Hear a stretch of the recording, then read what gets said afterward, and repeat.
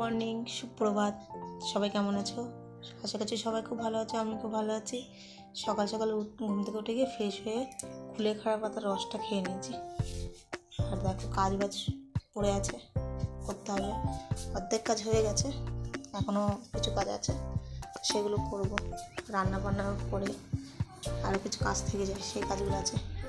এইসব জিনিসপত্রগুলো করবো। শাশুড়ি মা রান্না করে গেছে, মানে মা রান্না করে গেছে আর কি। আর তোমাদের আর একজনের সাথে দেখা করে চলো। এই দেখো, দেখতে পেয়েছো? দেখো,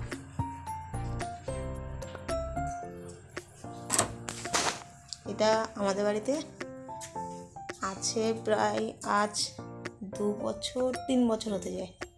লাভ বার্ড। তোমাদের কার কার লাভ বার্ড ভালো লাগে তাই কিন্তু অবশ্যই বলবে। আর চুলের জন্য আজকে একটা হেয়ার ট্রিক করব, সেটাও তোমাদেরকে দেখাবো।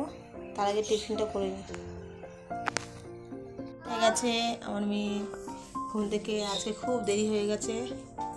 বাজে এখন 10টা বাজতে যায়, এখন ঘুম থেকে উঠেছে, বুঝতে পারছো? আমি আমার মেয়েকে ফ্রেশ করি, রেডি করাই। তোমাদের সাথে পরে দেখা হবে। টাটা, গুড মর্নিং বলো। গুড মর্নিং বলে দাও। হ্যাঁ, চুলটা ঠিক করে দাও, বলো গুড মর্নিং। টাটা করে দাও। আজকে টিফিন আমার চা আর পরোটা। অসাধারণ খেতে লাগে কিন্তু চায়ের সাথে পরোটা, আমার তো বেশ ভালো লাগে। তোমাদের কারটা ভালো লাগে তাই কিন্তু অবশ্যই কমেন্ট করে জানিও। পরোটাটা দারুণ হয়েছে।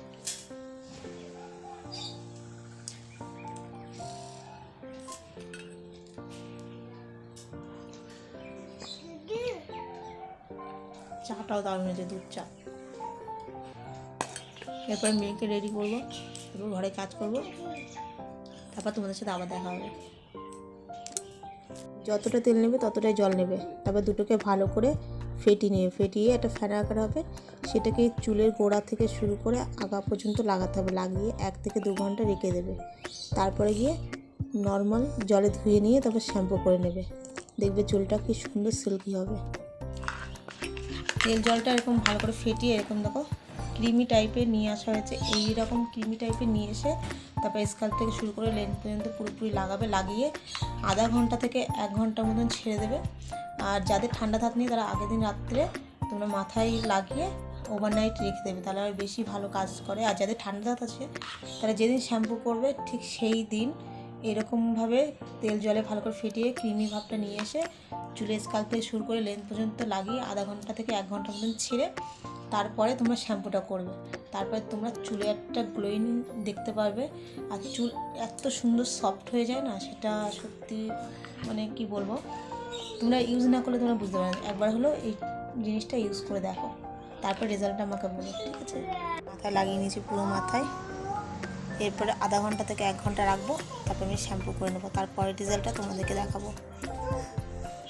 চলে এসেছি, চুলটা শুকাক, তারপর তোমাদেরকে দেখাবো ফাইনাল রেজাল্টটা। বেশ সফট লাগছে। মেয়েকে খাইয়ে রেডি করি, তারপরে দেখাবো তোমাদেরকে চুলটা কতটা সফট হয়েছে।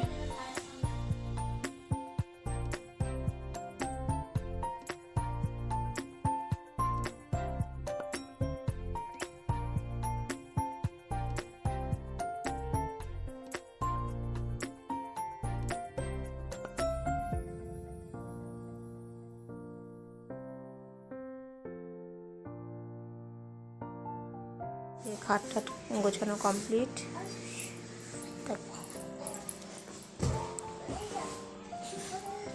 এগুলো এখনো গোছানো হয়নি, এবার গোছানো হবে। মেয়ে ঘুমাবে তারপর গোছাবো সব কিছু। ঘরের জামা কাপড় সব কিছু গোছানো হয়ে গেছে, দেখতেই পাচ্ছ। মোটামুটি কাজের টাজ সব কমপ্লিট হয়ে গেছে। দুপুরে খাওয়া দাওয়া সম্পূর্ণ কমপ্লিট হয়ে গেছে, সমস্ত কাজবাজ কমপ্লিট হয়ে গেছে। আর এই হেয়ার অয়েলের মাস্কটা যেটা তৈরি করে তোমাদেরকে দেখিয়েছিলাম না, সেটি ব্যবহার করার ফলে যে এত ভালো রেজাল্ট পাবো সেটি স্বপ্নেও ভাবতে পারিনি। আমি তো খুব ভালো রেজাল্ট পেয়েছি। তোমরা অবশ্যই একবার হলেও বাড়িতে ট্রাই করে দেখো। চুল এত সফট হয়, এত সিল্কি হয় না যে কী বলবো। তোমরা ব্যবহার করলে তোমরা বিশ্বাস করতে পারবে যে হ্যাঁ, চুল এত সফট হয়, এতটা সিল্কি হতে পারে। তোমরা অবশ্যই একবার হলেও বাড়িতে ব্যবহার করে দেখো, আর রেজাল্টটা কেমন পাচ্ছ সেটা কিন্তু আমাকে জানিও। আর যারা ফেসবুক পেজ থেকে দেখবে তারা অবশ্যই পেজটিকে ফলো করে দেবে, আর যারা ইউটিউব থেকে দেখবে তারা অবশ্যই ইউটিউব চ্যানেলটিকে সাবস্ক্রাইব করে বেল আইকন নোটিফিকেশনটা অন করে রাখবে, যাতে আমি কোনো ভিডিও ছাড়লে সবার আগে তোমাদের কাছে পৌঁছে যায়। আজকের মতন ব্লগটা এখানে শেষ করছি। টাটা, সবাই ভালো থেকো, সুস্থ থাকো।